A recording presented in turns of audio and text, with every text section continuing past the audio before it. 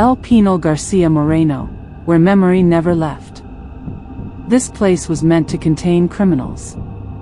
But instead it became a tomb. A prison built in 1875, standing at the heart of Quito for nearly 140 years, holding those the world wanted to forget. Cell after cell filled beyond capacity. Iron bars feeding on desperation. Here, a man didn't just lose his freedom.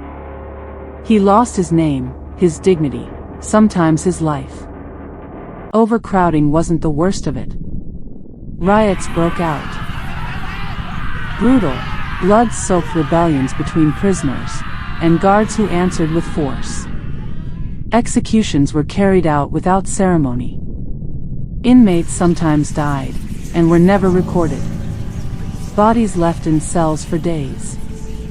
Left to decay in the silence. Visitors say the walls still remember. The walls are marked with names scratched into stone, faces drawn in desperate lines, prayers whispered by hands long gone. When the prison closed in 2014, the inmates were transferred. But the marks were not erased. They became a record, the last words of people no one came to save. Some people believe the suffering never left. They say the prison still breathes. Former staff, long after the lights went out, reported this. A door slamming shut. When no one is there. The air grows cold, deeper than the night outside. A weight presses on your chest, like the memories of every person who ever lived and died within these walls. Some visitors hear voices. Low, mournful, repeating names. Or phrases you can't quite understand. And then, the worst part. Figures. Not seen clearly. Not fully formed. Just shapes, standing behind bars. Waiting. Some say these are the spirits of executed inmates, men who died without justice. Others claim they are prisoners who vanished from records, their deaths never acknowledged. Their grievances never heard. Some who enter say they feel an emotion that isn't theirs.